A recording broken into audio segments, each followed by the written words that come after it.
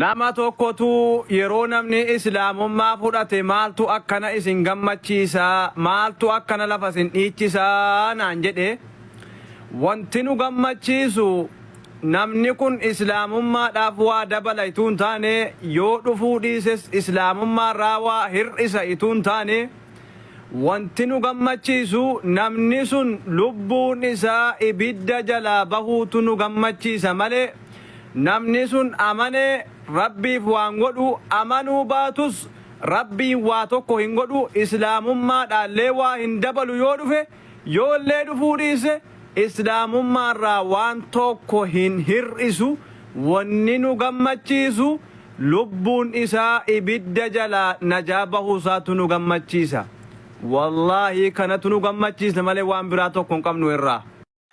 Iskandar irraa kara Usmaa'ilitti jijjiiramee jira maqaan gaafa Jimmaan deemu koonsartii kanaaf jedhee deddeebi'aa ture surree qaaraa uffatee amma kunoo akkanatti araba godhanii lafa kaa'an warri sanyii mootii. Mucaan kun soddaa warra sanyii mootii ta'uu qaba. Deddeebi'aa turellee deddeebi'aa jirallee achitti islaamummaa qabatellee Jimmaadhaafillee sirbaa ture. Namni kun soddaa warra sanyii mootii ta'uu qaba. Usmaa'il maqaan illee maqaa bareedaadha isa dhugaa rabbi maasha Allah. Jimmatti akkuma kana deddeebi'anii jennaan akkanatti kunoo qabanii araba godhanii lafa nama kaa'an. Usmaa'il kun amma araba ta'e bar. Daburiin irraa ifnanaaf halkaniif guyyaan akka tokkoo miti. Islaamummaan akka ifnana guyyaa kana amantaan biraa rabbiin waman yabtaghi ghayra al-islaami diinan falan yaqbala minhu jaa rabbi suuraa baqraa keessatti jechuudha. Namni amantaa muslimaa dhiisee amantaa biraa barbaade rabbi sarraan qeebalu jira. Amantaan xumuraa yookaan islaamummaan ergamaan xumuraa ittiin ergame ka ergaan nabiyyi Muhammad sallallahu alaihi wasallam ittiin ergamaniif ka Yesuus illee ganaa yoo dhufe isaan hawaasa tajaajiluu hedu amantaa muslimaa qur'aana warri muslimtoota qabatan amantaa islaamaa qofaa daddafa halkan guyyaan jedhina paastaroota raajii hedduutu dhufaa ture kuma obboleessi kenna jedhee wanni mana yaalaa bananiif hin jiru yoo Yesuus mataa isatti amanuu qofaan ka argitanii fayyan taate wanni sedeliyaa yookaan farmaaza banuu nama barbaachisuuf mana yaalaa banuun barbaachisuuf hin jiru. Keenya akka amantaa muslimaatti dhibeen saamunaa nama rabbitti amaneeti. Akkuma namni wasaqa qaama ofiitiif uffata ofiitirraa saamunaan ofirraa dhiqutti jechuudha. Dhibamuun maasiyaa namarraa dhiixi jechuudha. Yoo rabbi irratti herregatan namni dhibame tokko yoo dhibimmaan kamuu isa qabee rabbi irratti hasabate ajri itti argata. Inuma namni osoo hin dhibamne ganda duniyaa kanarraa deemu hin sodaatama aqimni isaa jechuudha. Kanaaf jecha ergamtoonni cufti dhukkubsataa turan. Namni hin dhukkubsanne hin jiru. Yesuus dhukkubsataa ture. Dadhabee rafaa ture. Ajjeesuuf itti bahaniitiin rabbitti iyyataa ture. Ambiyoonni cufti akkasuma Nabiyallaahi Ibraahim alayhi salaam, Nabiyallaahi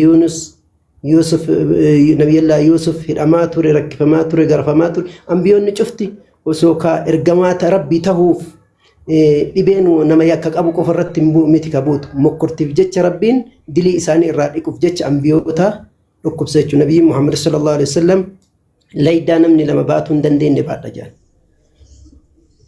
Akka amantaa muslimaatti jechuudha dhibamuun maali saamunaadha jechuudha. Saamunaa zambiiti dilii rabbiin kanaan namarraa dhiqaa. Kanaaf ambiyoonni illee rabbiin isaan mokkoree irratti sabrii akka sabbaran laala. Kanaaf nuti akka amantaa muslimaatti yoo as dhufte hin dhibamtuu, hin rakkattuu, hin beeloytuu hin jennuun.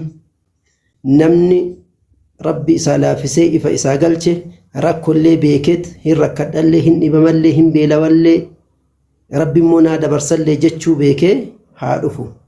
Islaamummaa keessatti islaamummaa seenuutiin hin dhibamtuu, hin rakkattuu, hin duroomtaa akkas jennee waadaa akkasiin gallu.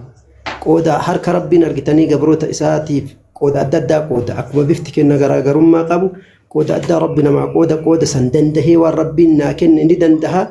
Jannata akka rabbi naa kennu rabbiin ni kadha namni jedhe duniyattis akhirattis milkaa'uu haa fedhu gara karaan islaamummaa qofaa rabbiin isin haa beeksisu. Obboleeyyan keenya warreen as keessa jiran akka obboleessa keenya doktor akkasuma as dura amaanis asitti argaa ture hin bayna fakkaatee nama hedduutu as keessa jiran warri rabbi isinii ibse rabbi irratti isin haa sabachiisu gad isin haa dhaabu warri dukkana keessa jiru ka ammallee shakkii keessa jiru yoom dhugaadha karaan kun dhugaa miti jedhee ka shakkii keessa jiru dafii hubadhu halkanii guyyaan taa'ini sin jedhaa dhaamsi kiyya gabaabaan kanuma amma walgahii keessa jirras maktaba keenya keessa jirra akka dhaabbataa jamiyyaa qur'aanitti namni shahaadaa qabatu bareedummaa keeti namatti mul'isiin uktii bifateeti diinin toosifadhu bobbaaf galateeti diinin taasifadhu bobbaaf galateeti si malee waan jirtu barhaati biyyaati ta'uuf qopheessi haadha islaamaati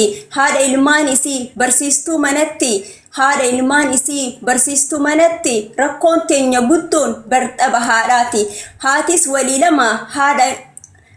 walii lama haadha akkanaati nuti tahuu qabna ka biyya gaggeessu rakkina biyyarraa hiikee kan buqqaasu lammii kuftee kaasu qabee kan ol kaasu masgiidatti imaama taanee salaachisu alimoota taanee hawaasa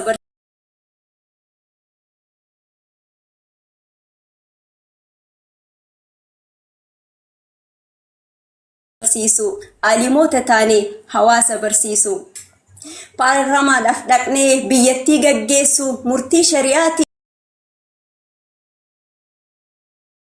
biyya tasgabbeessu injiinar taanee biyyattii misoomsu diinii fi dinagdeen biyya teenya boonsu dammaqii dargaggoo akki kun nun baasu dammaqii dargaggoo akki kun nun baasu. Doktora taanee namoota wal'aanu gadadoo lakkisnee guddinaaf haa kaanu jaalalaaf tokkummaan wal jala haa yaanu abaarsaaf jibbinsa walirraa haa dhifnu gadadoo hambisuuf murannee haa kaanu gadadoo hambisuuf murannee haa kaanu hawaasa faca'ee walitti haa ijaarru kana ta'uu baannaan falli biraan jiru numa ta'uu qaba kan jechuun hin danda'ama kana beekta miti.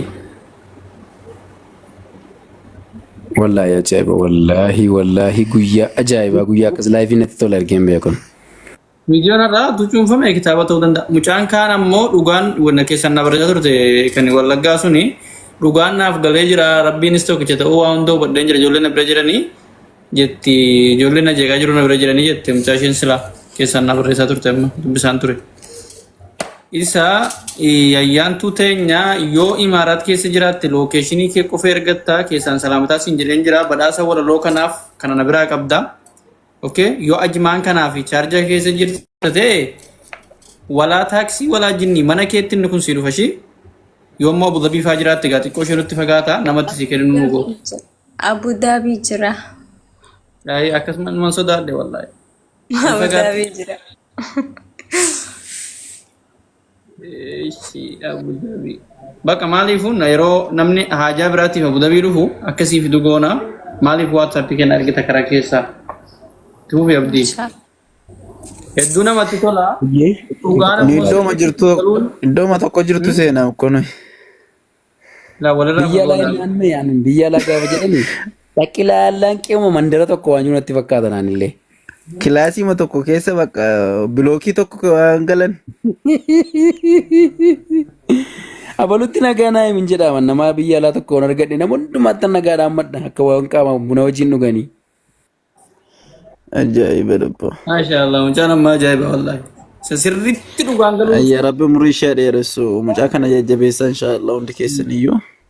Jajjabeeffamuu qabdudha. Atillee ayyaantu akkuma jettee dhaamsa keessatti illee waa hundayyuu yaa sheekaa qofaree sadaqatul jaariyaa hawwii jannataa kan jedhamu illee kunuun gidduu jiru hojii tola ooltummaadhaan kan beekamanii namoota harka qalleeyyii gargaaruudhaan akkasumallee masgiida kufe kaasuudhaan masgiida garaagaraa deebisanii haaressuudhaan wallahi hojiilee ciccimoo hojiilee gurguddaa biyya kana keessatti seenaa guddaa qaban hojjechuudhaanii sadaqatul jaariyaa dubartoota hawwii jannataa kunuun gidduu jiru isaanii wajjin illee wanti naan galle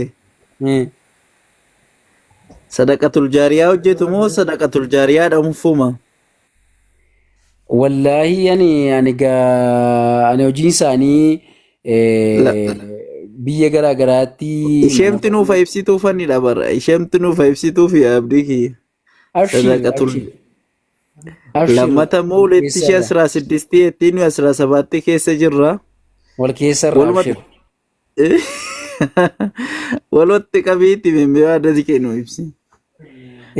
dhugaa rabbii biyya bishaan hin jirretti bishaan lafa hongeen bu'ee biyya yeroo boorani rakkachaa ture yeroo walloon rakkachaa ture rakkoo garaa garaa sana keessatti uummata wajjin dhaabbachuu akkasumallee hojii diinii kana keessatti namoota rakkatan ulamaawota gargaaruu bira dhaabbachuu cimsuu namoota barsiisuu akkasumallee diinii kana babal'isuu keessatti kallattii garaa garaatiin markaza garaa garaa deeggaruudhaan nama waa'ee diinii kana hojjetu bira dhaabbachuudhaan namoota harka qalleeyyii jajjabeessuudhaan yeroo ayyaana qalanii nyaachisuudhaan kana bira darbanii masgiida ijaaruudhaan iddoo garaa garaatti biyya garaa garaatti hojii akkas akkasiitiin beekamu wallaahi aniyyuu qaamaan kanan beeku rabbi haa jaallatu. Waalaikum assalam warahmatullahi wabarakatuh. Inna ya ustaz keenya ustaz Abu Talha asuma follow godha. Hayya. Mucaan silaa boruun shahaadaa qabadhaa jetti akkamiin jedhan?